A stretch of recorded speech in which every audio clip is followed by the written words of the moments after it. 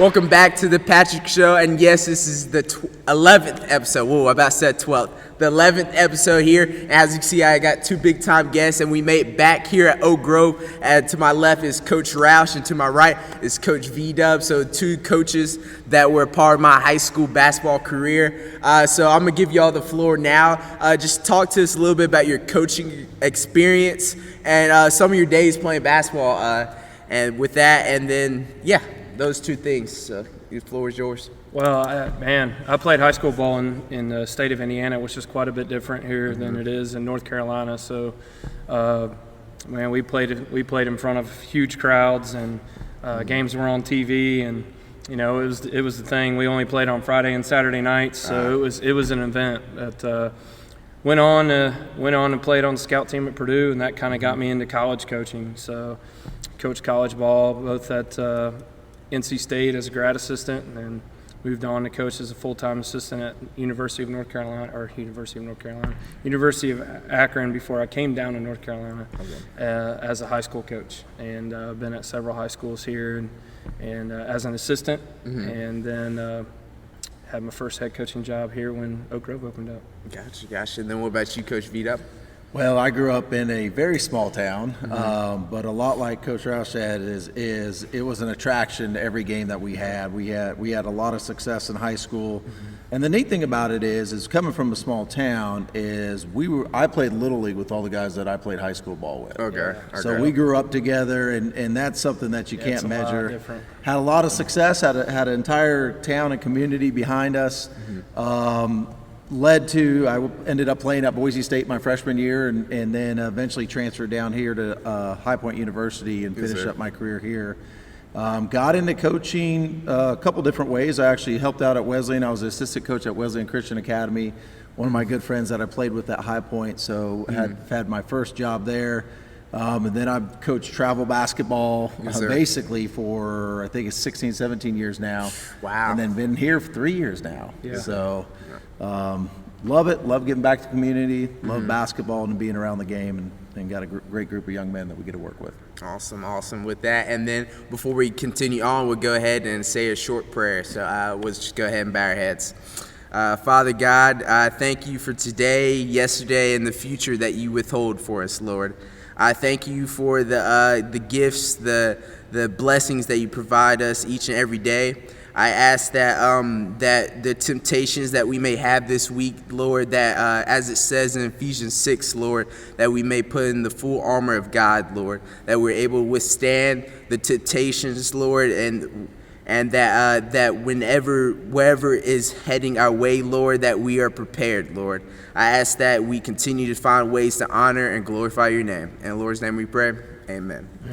Amen. And with that, we always start on the podcast with a hot take. So we'll start off with that, and we'll just get rolling. So with my hot take, my question to you is, do you believe this season was a success? I'll start off with you, Coach Rash. Yeah, I mean, that's a catch-22 for me. Yeah. So, was it a success? There's two parts to it. Right. Number one, no. Our goal at the beginning of the season was put a banner up on the wall, and unfortunately, we're not doing that. So, as far as not winning the conference this season, it's not a success for us because we didn't reach that primary team goal that we had. On the second part of it, was it a success? Yeah, it was in many ways. We had a young overall team. We grew a lot this season. We had multiple times this year where our guys could have become divided through some adversity, but instead they came together. And we found ways to play for each other, and we really finished on a great run and great positivity between our young players, and really kind of surrounded ourselves around trying to get extra games for our seniors, which we did. And in that mindset, yeah, it was a success. Most wins in program history, most conference wins in program history.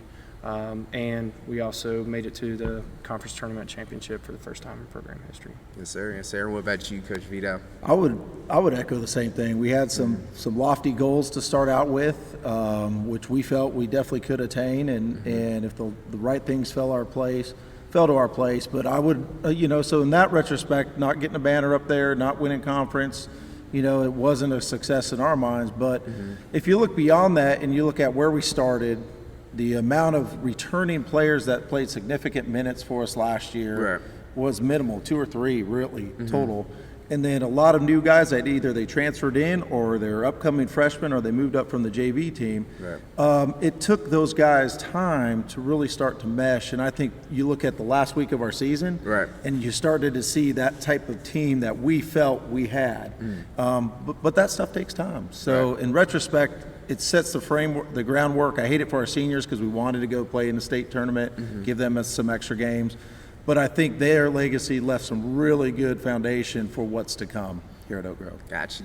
Y'all definitely hit the nail on the noggin with key points about the younger class as well as what y'all did do. I mean, when you look at the timeline here at Oak Grove, it's been a steady incline in growth and wins. But this season, like you said, a significant jump at 12-14, one away from that 500 record, and then like you said. Then the final week of that big run in the conference tournament was big, so we'll definitely talk much about that.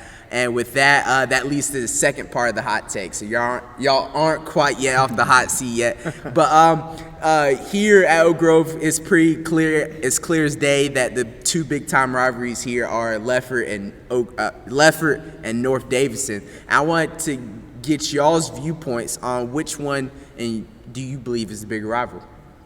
Coach VW, you want to take that one first? Yeah, you start off this time. To be honest, I don't know if there's one is bigger. I mean, both of them are games that we circle on our calendar, and the players circle it on their calendar. From if you go watch a football game, you go watch a volleyball match, you go watch baseball, you watch both the women and men's basketball teams. There's a different energy in the building, and it starts from the foundation of we played it with a lot of these kids. They play together at young ages, and they end up splitting apart. New school. I don't know if there's one.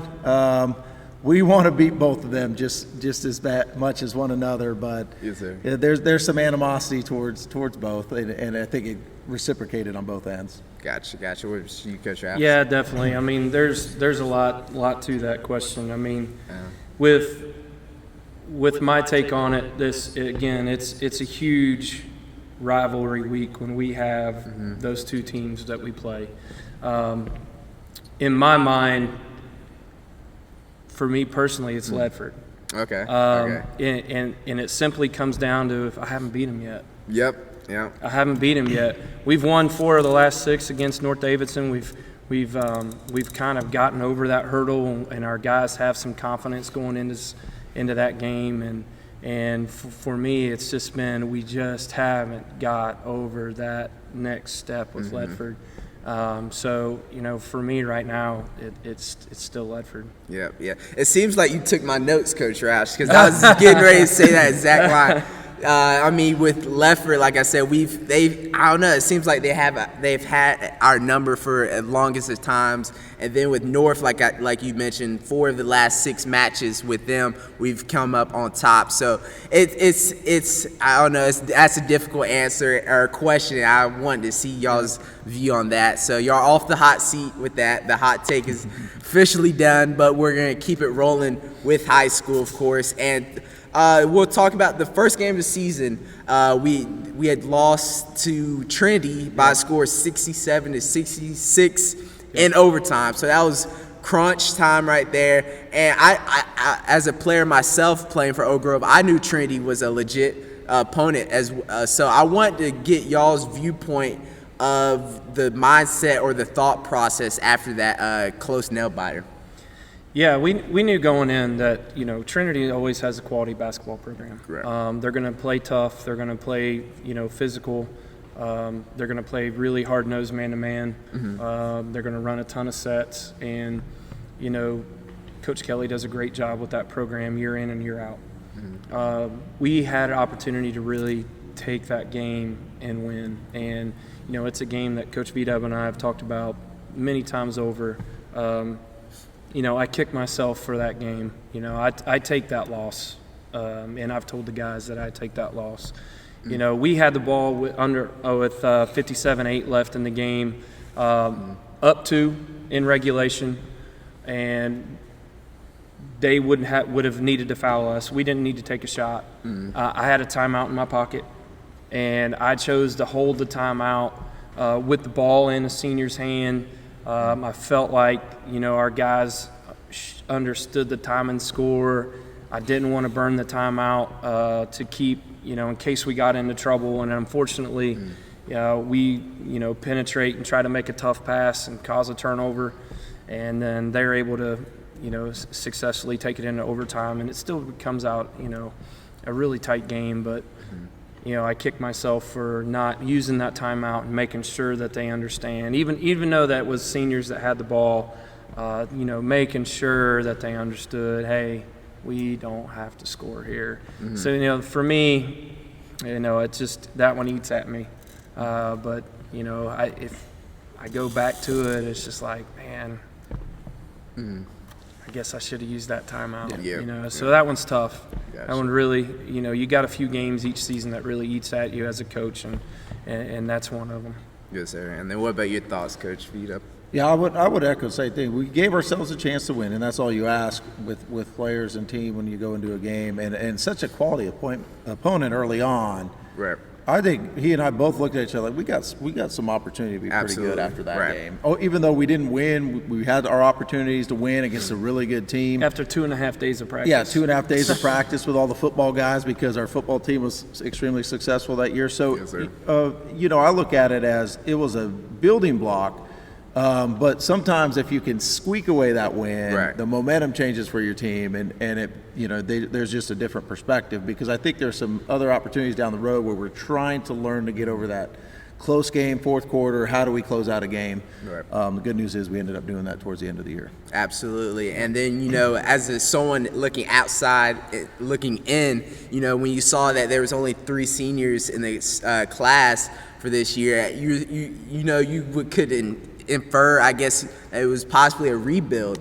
And, when I saw that game of score of losing by 1 against Trinity, I knew, and I'm not sure how many others knew, I was like, this may not be a rebuild. This is just a continuance on. And that was great to see with that. And then that we'll just go ahead and keep going through the timeline, and we'll fast forward to the Ledford games. The 2 Ledford games, we're right there. We're right there. I was lucky to watch one of the games here, and it's just we had it, and then we were just before I don't know how it is. Ledford just finds a way, right? Ledford finds a way. But I guess I'll start off with you, Coach VanWeerdhuizen. Just walk us through, I guess, what's missing. We're always right there with Ledford. I guess you can't really pick and choose. But what's missing? What's left? Well, we were hoping to get one more shot in the conference championship because we felt like we were right there getting their number. I think the first game was we were really still trying to figure out how to win the close games when they're tight in the fourth quarter and kind of get together, make the plays that necessarily we needed to play. And it was a point of emphasis in our practices and stuff like that. Value the possession, because a possession in the last 4 minutes of a tight game is different than the possessions of the first quarter. Right, absolutely. So we emphasized on that. And then you look at the first game as just kind of we're still trying to learn to do that. The second game, we really battled back and gave ourselves a chance to win. And we're missing 2 of our starters. 2 of them got invited to an elite football camp, and we're missing 2 of our bigger guys. And I thought we had guys step up like crazy in the second game against Ledford just to give us an opportunity to have a chance to win. Max had a chance at the end, a little right over half court, kind of went off the backboard in and out, but we ended up losing by 2. But the fact that those guys fought kind of without 2 of our starters to give ourselves a chance to win just shows you we're right on the cusp of kind of breaking that down a little bit. Wow. I didn't even know that part about the 2 seniors or not seniors, but 2 stars that missed that game. I didn't even know that part. Then what about you, Coach? Yeah, so the first game, both of those games we had some unfortunate situations with players. The first game here at home, KJ Leak was in an automobile accident on his way here to the game. Kind of threw our guys into a little bit of a mindset shift where he didn't even arrive until the national anthem was finishing before our game. Which our guys care about each other, which is one of the great things for all of our coaches in all of our sports. Our student athletes care for each other. But in that situation, it hurts because our guys are like, hey man, what's up with KJ? Where is he? Is he okay? We're trying to get information to him. So we've got a little bit of a funky start there, and it definitely hurt us early, because we didn't get a good start to that game. But we did battle back, and we had opportunities. If you go back and you look at the game, it essentially boiled down to two things. Number one, we gave up too many points in the paint. And ultimately it was because of offensive rebounds. So we gave up, I think it was 12 or 14 offensive rebounds that game, which is just way too many. Way too many offensive boards, and that leads to a lot of points in the paint. And we had 16 turnovers that game. So turnovers and offensive rebounds, and that's a recipe for a loss. And then at Ledford, we had Diadi Diablo and KJ Leak gone at the Pro Bowl with that camp. Dalton Van Leuven, a third starter, had been sick the entire week, and he really was only able to give us about 5 or 6 minutes that game. So essentially, we're down 3 starters, and our guys did a fantastic job stepping up. We pulled up a guy from the JV, and Ben Bullrare, who gave us a lot of quality minutes. As a freshman coming in and just stepping up and getting in there and banging and battling as a big. And, if I had to pick one statistical category that hurt us that game, is we were 3 for 10 from the free throw line. And in tight games, you have to be able to execute from the line. Yes, sir. So, that 2-point loss with overcoming some of that, personnel adversities, you got to execute from the line. Yeah. And then we'll keep rolling. Then it was North Davidson, which is the other rival, of course. And we won that this season, two out of the 3 matches with that. So that's great to be on the winning side with North Davidson. So I guess walk us through. We'll definitely let's just hit or focus on the first round of the conference when we had defeated North. I can't remember the score of that one, but just walk us through that game. Yeah, so we had a rough game here against them the second half, so we really needed to focus on going to their place and executing for 32 minutes. Yes, sir. And that was really our primary focus for our guys in preparation for that game. And, we put together a really solid 32-minute game. And like Coach V-Dub talked about previously, is we really executed very well in the final 4 minutes of that game. So we ended up winning that game by 11. Our defensive pressure was really good. We challenged their guards, who they're young at the guard position as well. We forced them to, have some, bad decisions and turnovers and quick shots. And we held McCray, to I think 19 that game, which is below his scoring average. He's an extremely talented sophomore post player. And I think 6 of his points were from 3. He hit 2 threes, which is really not his game. So, just the overall play of our guys was fantastic that night, especially on the road.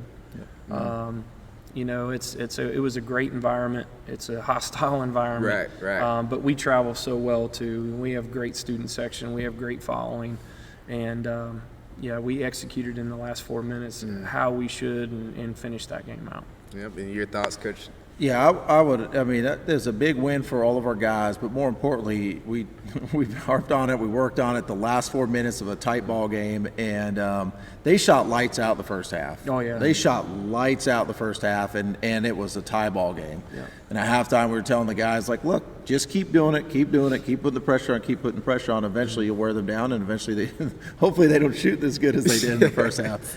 But we really executed, took care of the basketball in the last 4 minutes, made the right plays, finished our shots, hit our free throws. And it was one of those games where it's just like, it was an aha moment for us as coaches. It's just like, okay, finally they get it. And finally they figured it out. Okay, here's the things that we need to do in order to be successful in the last 4 minutes of a game. Gotcha. And then we'll roll on to that second round against Ashboro. I'm going to be honest here. That took me, I know it took a majority of people outside of the locker room. A lot of people were surprised with the outcome. Defeating Ashboro by a score of 67-61. That was the first win against Ashboro as well. So that was a lot of milestones accomplished with that game. And I'll start off with you, Coach V-Dub. What was the mindset coming into that game?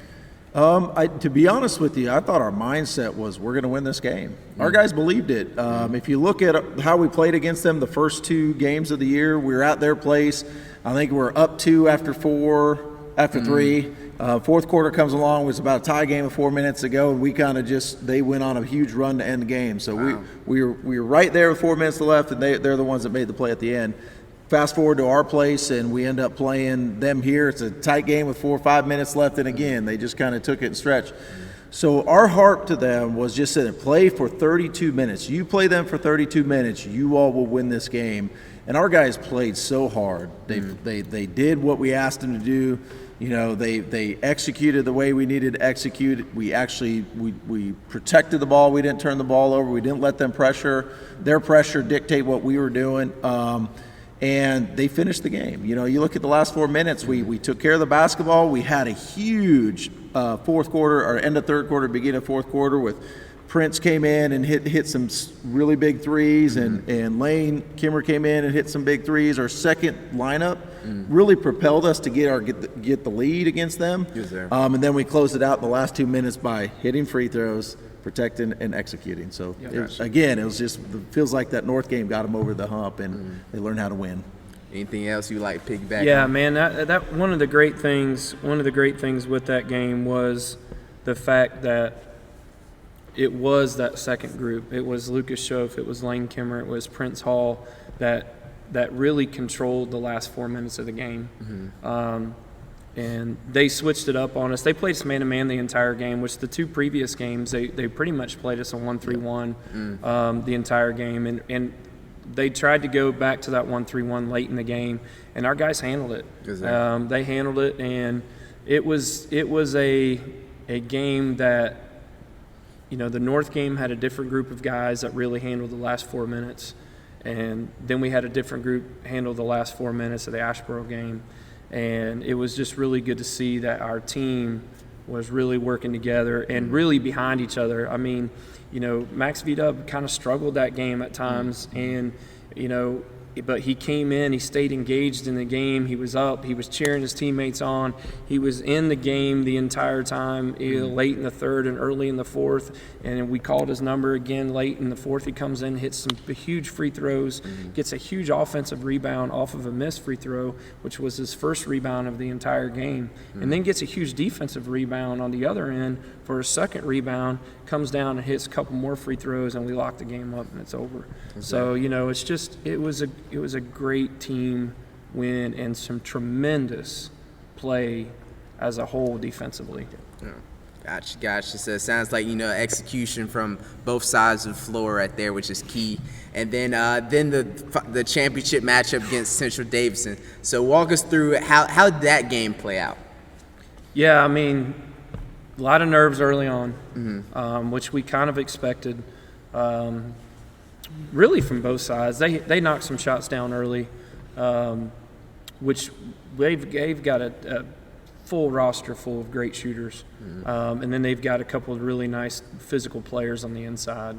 And we were rushing some shots early, especially in the paint. First half, we missed, I don't know, like 400 shots in the paint and just weren't finishing. But we kept it tight. I mean, it was a 6-point game at half. Third and into the third, I think it was an 8-point game. It was just a battle, back and forth. And then in the fourth, they pushed it up to 10. We brought it back to 6. They pushed it up to 11. We brought it back to 6. You know, and it was just a battle. And our guys just kept after it and kept after it. And eventually our defensive pressure, just like our 1-point win here, wore on them. And, you know, our bigs played really well defensively in that game, and we gave ourselves a chance. Took them into overtime, and then unfortunately we just didn't execute well enough on the offensive end in overtime. Missed some open looks where they hit some open looks and ended up having to put them on the line, and that's not a place where you want to put Central Davidson. They execute very well. I think their team free throw percentage is like 84%, and as a team, that's a great free throw percentage. Absolutely. So if you got to put them on the line, you're in trouble. Anything else you like to add with that? Yeah, it was a great high school basketball game from both teams, and our guys, to their credit, we really handled adversity throughout that. We were down kind of from the second quarter all the way to the fourth quarter, anywhere, like Coach said, from 11 to 6, kind of battling back, and I think like 4 minutes left, it was 11 or something like that. Yeah, it was. And we battled all the way back, ended up tying the game right there, 7 seconds left. Give ourselves a chance to win in overtime. They make shots, we don't miss shots. That's part of the game. And that, but the thing about it is, it just shows the growth of our guys throughout the season, because that probably would have been a 15, 20-point win by Central Davidson mid-year when we were going through a little 100%. bit of our funk, trying to figure out. Rather than that, what happened is our guys like, no, we're going to keep grinding, we're going to keep working, and giving ourselves a chance, putting it into overtime, giving ourselves a chance to win. I was very proud of them. Yes, sir. And that's an unfortunate way to head out as a senior, but you don't want to drop your head down for that, because that's a great way, great run in the tournament right there, and you're right there with the playoffs, and that's unfortunate to see. But I mean, when you look at the future is bright. The future is bright here at Oak Grove. As we mentioned, you got Max V-Dub and a couple other freshmen, and then you got a couple sophomores as well. You got the JV team who's still looking fantastic, and then not to mention the middle school program who's just won conference. So there's a lot of, like I've been mentioning, it's bright future for the young superstars. 100%. So I'm excited to see where Oak Grove takes place now, because it's only going to go higher, right?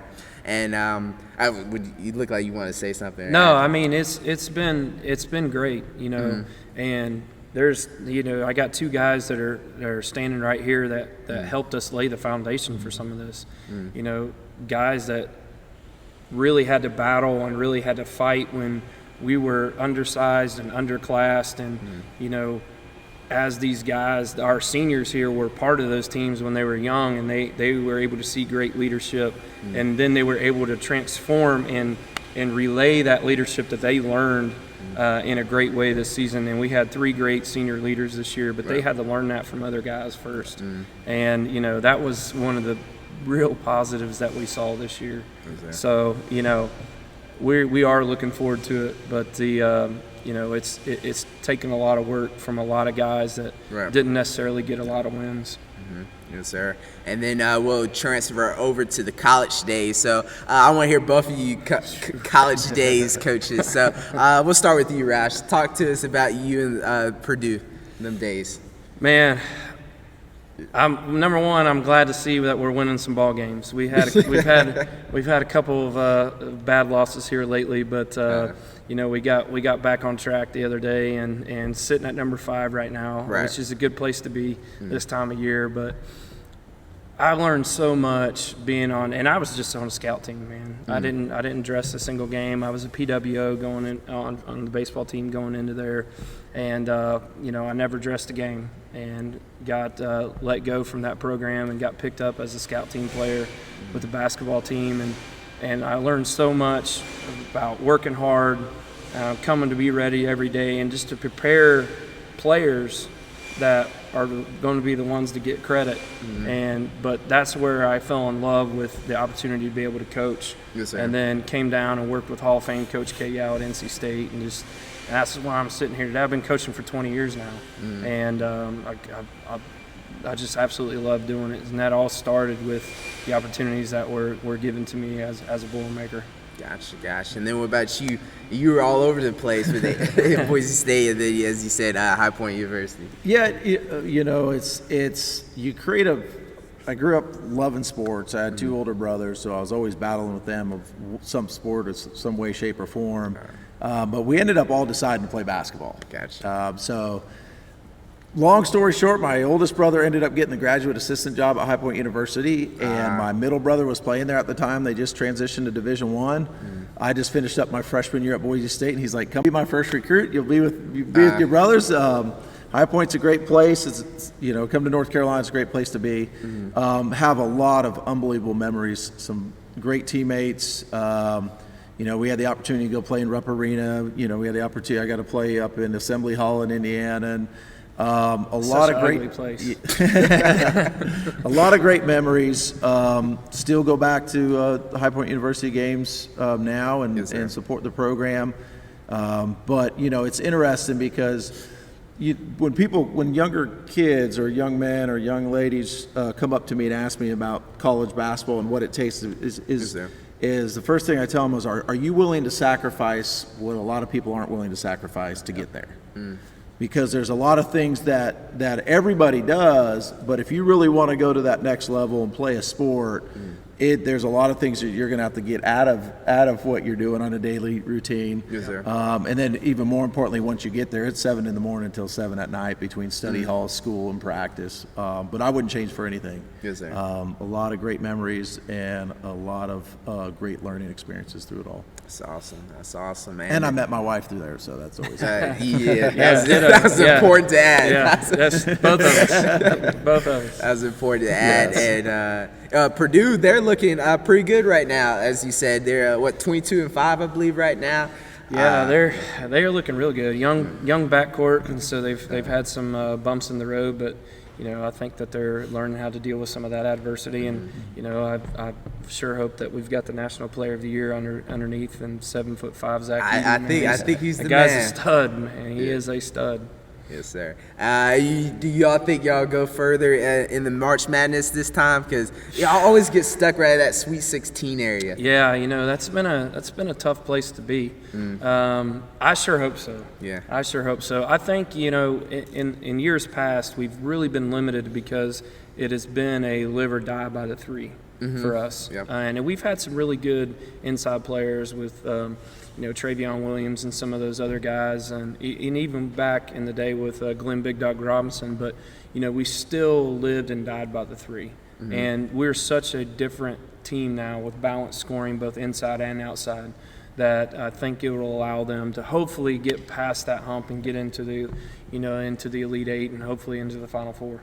Awesome. And then you're all over the place. You said UNC, Gonzaga, and then HP High Point University. But we'll start with UNC. I mean, they're not ACC in general. I'm not even sure they're going to get into the tournament. That is a great question. I think they're 16-11 right now. I think they're playing tonight actually against Notre Dame. Yep. So walk us through. I guess just talk to us a little bit about what have you seen has been the biggest issue for Carolina?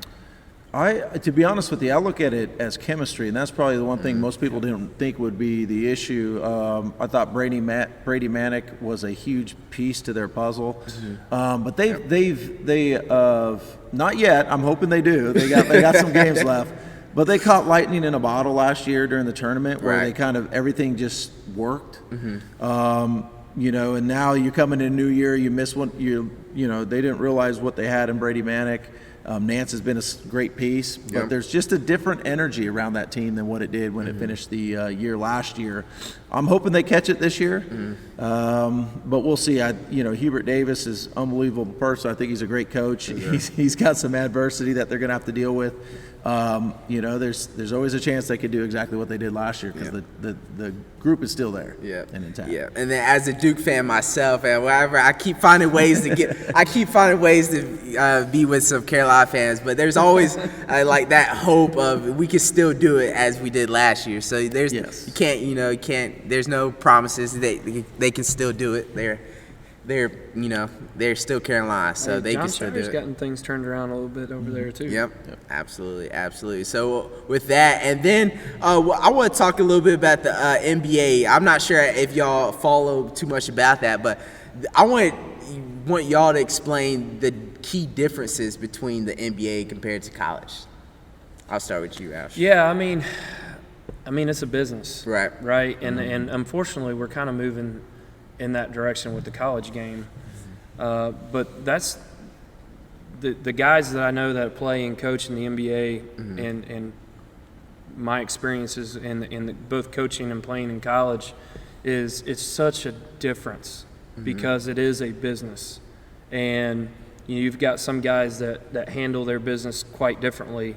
They treat it very much like they did in college, and they're there. You get the Michael Jordans and the Kobe Bryants that are just nonstop workers, right? Steph Curry is a nonstop worker, and then you get guys like Dwight Howard who is a worker, but he just takes a much different path, or Shaquille O'Neal even, right? Huge superstars that just take it differently. So the guys that treat it so much more like a job, and I think that's where it really starts. Okay. And then when you're worrying about building your brand, NIL, and you're worrying about, hey, where do I need to manipulate my position in order to get traded to this? And then, golly, how about a crazy trade deadline this season? That's to me, that's the number one difference. And then the game itself just translates from that, in my opinion. Yeah. And what about you, Coach Vito? Yeah, I would say that probably the biggest difference that I look at from NBA is the business. It's it's a brand. It's how do we continue to build that brand and build our own personal brand. And it's funny because one of the guys that was the hardest worker and one of the most competitive people that probably look at today's NBA and just shakes his head was Michael Jordan, but he was the one that built brand was bigger than the game. Yes, sir. But I look at it from an X's and O's standpoint. I think the NBA it's almost like they want offense to be the pillar. And people have become unbelievable shooters. I mean, you watching people pull up from 35 feet and it's like a layup to them. Right. I'm a huge Damian Lillard fan, so I do watch that a lot. But you go to the NCAA, you go watch college, and there's a lot of X's and O's for a lot of teams that want to compete and win at that highest level. It's X's and O's, playing hard defense, playing together. NBA is like who can be the most efficient on offense. Right.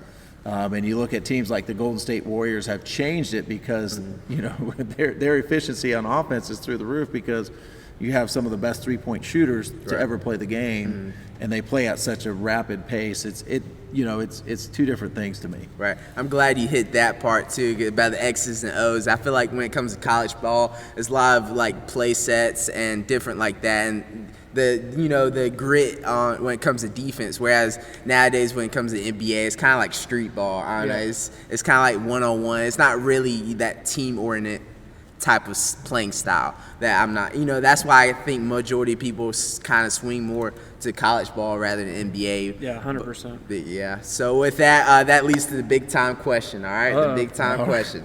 Y'all ready? I'm ready. Where is Oak Grove going to place in conference next season?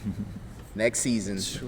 We're hanging one of those next season. That's what I like to hear. I'll be first to say as well. I really, when you look at the young superstars, as I mentioned earlier, I really think this next season is the year that they complete more milestones, being first in conference with that. And I'm not sure with the Christmas tournament or whatever tournaments y'all will do in the Christmas, but I know for sure, I believe that in the conference tournament that y'all will do phenomenal, if not win that as well. But I like to hear that. And what about you, V-Dub? Absolutely. I think the future is extremely bright. Right. It's very unique right now because you almost have guys jumping right into basketball season after basketball season already.